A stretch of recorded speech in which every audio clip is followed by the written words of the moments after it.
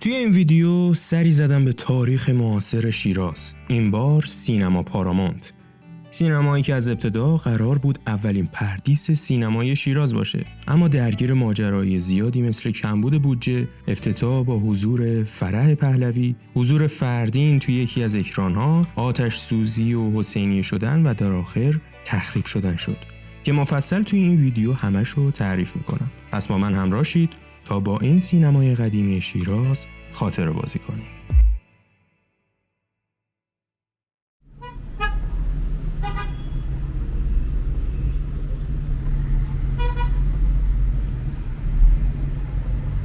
درود به همگی، امیدوارم حالتون خوب و عالی باشه. خوش اومدید به شهر شیراز.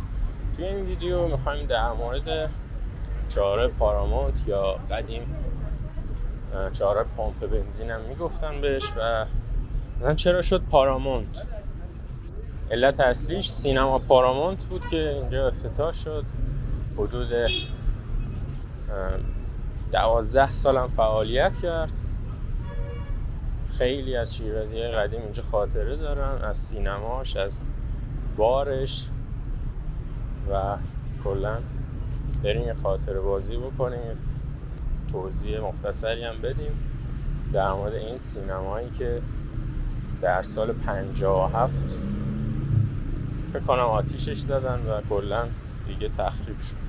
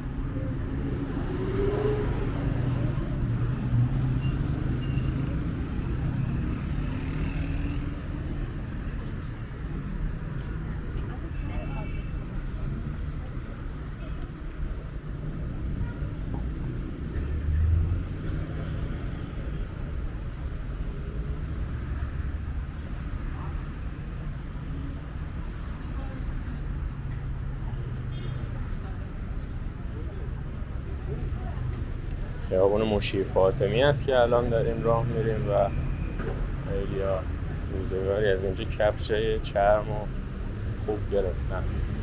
بریم خور کفش ها رو ببینیم.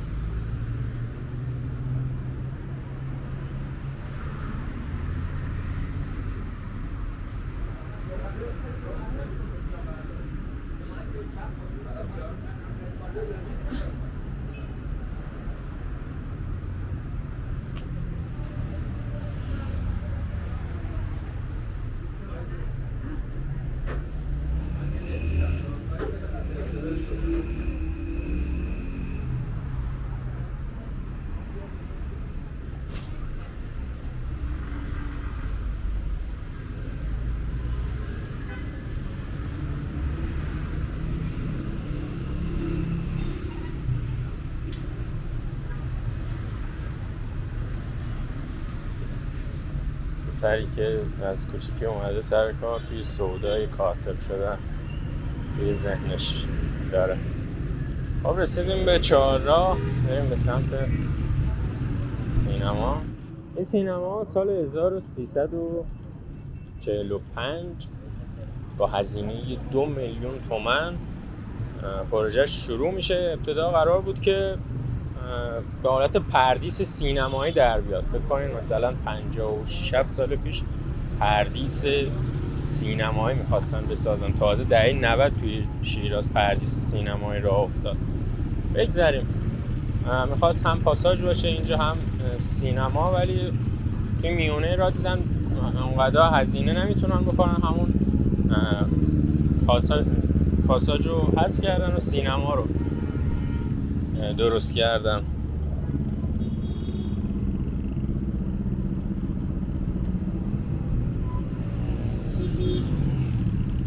زمین اینجا مال ابراهیم شهین بوده. خیلی بحث سرش زیاده که اینجا مال وقفی بوده یا ملکی بوده، اما قدیمی ها میگن اینجا اصلا ملک شخصی طلق بوده، اصلا وقف نبوده، مال ابراهیم شهین بوده و ایشون کلاً مالکیت اینجا رو داشته. آقای جمشید شیبانی که اسمش تا میاد یاد آدم سینما میافته توی شیراز، با هزینه 2 میلیون شروع میکنه به ساخت. مدیریتش هم خودش بوده، معمارش هم معمار معروفی بوده توی شیراز، جناب حقانی، رسول حقانی، مهندس فکر کنم هنوزم زنده هستن. اینجا رو طراحی و درست کردن. ابتدا قرار بود اینجا بشه سینما ارم.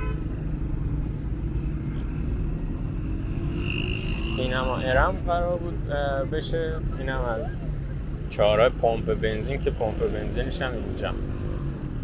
اما بعد تغییر نام پیدا میکنه میشه پارامونت. پارامونت در لغت فکر کنم همون معنی ممتاز میده، یه سینما پارامونت، سینما ممتاز. دیگه چیزای دیگه که بخوام بهتون بگم، سال 1146 21 شهریور اینجا افتتاحیه اولین فیلم بوده و همچنین افتتاحیه جشن هنر شیراز هم بوده انگاری، اولین دوره جشن هنر که با حضور فرح دیبا یا فرح پهلوی. اینجا عکسش هم هست براتون میذارم. تو همچین صبحی حضور پیدا میکنن و رسما افتتاح میشه هم این سینما هم جشن هنر شیراز. از یه جا رفته بودیم، حالا فیلمش هم براتون میذارم، روز سینما بود. میگفتن که اینجا یه مدت دعاهای مثلا دعای کمیل صبح جمعه برگزار میشد بعد انقلاب. حالا دیگه من عکس چیزی دسترسی ندارم که پیدا کنم بعد از این فکر کنم آتش سوزی شد داخلش بعد توی دوره انقلاب. بعدش حالا چه جوری بوده، کلا تخریب شده. الان که کلا تخریب شده دارن یه چیزی میسازن، فکر کنم مجتمع تجاری دارن میسازن. اما یه مدت حسینی هم بود به اصطلاح، به خاطر همین میگفتن وقف بوده از همون ابتدا. حالا ما تازه میخوایم این سینمایی که حالا به غصبی بوده رو ما اینجا میخوایم حسینیه بکنیم. کلاً یه دوره پهلوی روحانیون و حالا قشر مذهبی میگفتن این همه وقف توی ایران هست. یه اصطلاحی داشتن میگفتن وقف چیای اوقاف رو بدین به ما.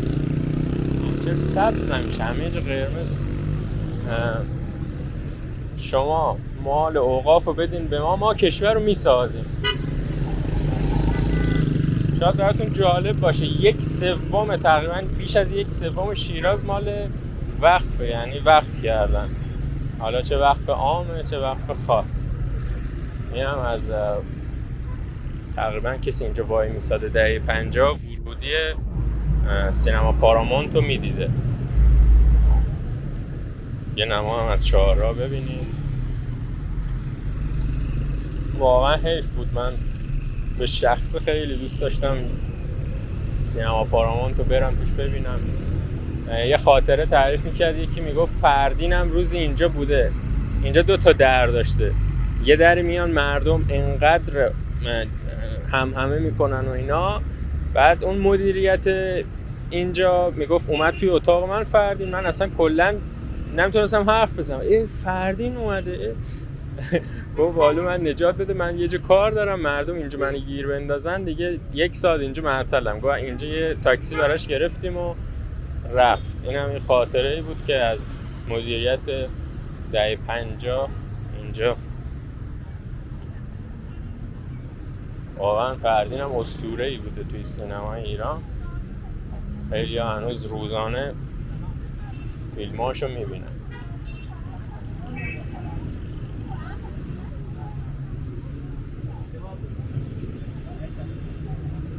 عذرخواهی میکنم شما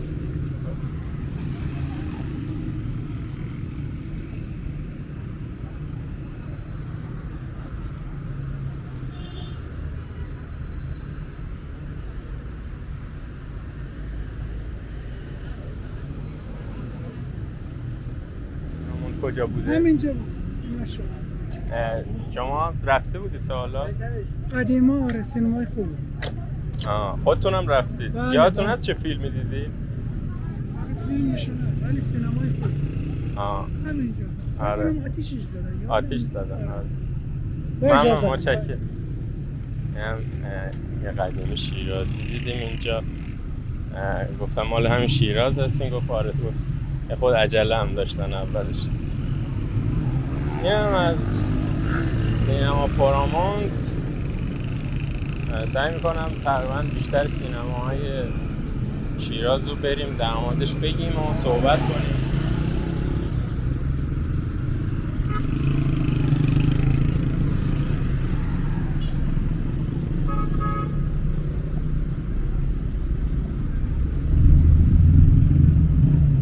از اینجا رسما خیابون قصر الدشت شروع میشه و این جایگاه بمب بنزین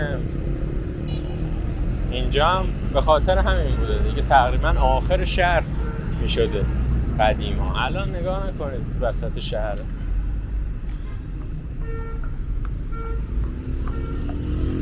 به صورت اتفاقی دیدمشون، گفت اتفاقا منم رفتم دهه 50 این سینما رو.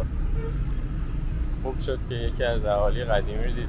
ممنون میشم اونایی که قدیمی هم، میدونم که خیلی از قدیمی هم میبینن ویدیو همونا، بگن که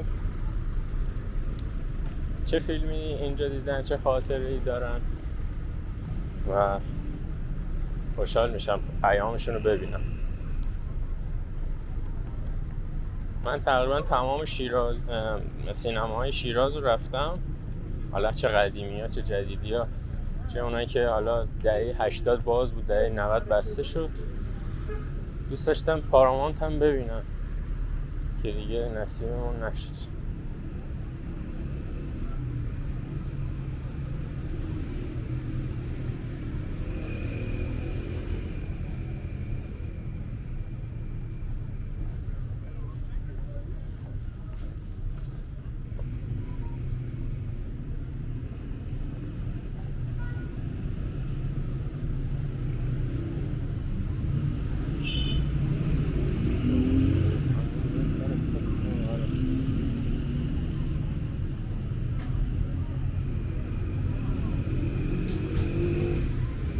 خیلی ممنون که تا اینجای ویدیو با من همراه بودید. اینم از سینما پارامونت. حتما شاید پلیلیست سینماهای شیراز رو درست کنم و یه مجموعه بشه که اونایی که عشق سینما دارن قدیمی ها ببینن و همچنین یه چیزی بمونه برای نسل آینده که این یک چیزایی توی شیراز بوده و امیدوارم فراموش نشه. ممنون از پیج اینستاگرام شیراز آرشیو و علی آرامشی فرد که من از پیج اوشون دیدم این اطلاعاتو. ویدیوهای اینستاگرام تقریبا زیر 1 دقیقه است و از حال و هوای اطراف اونجا کم میشه ببینیم. من سعی میکنم حالا از طریق یوتیوب ویدیوهای بلندی براتون بسازم. خیلی ممنون، متشکرم، خدا نگهدار.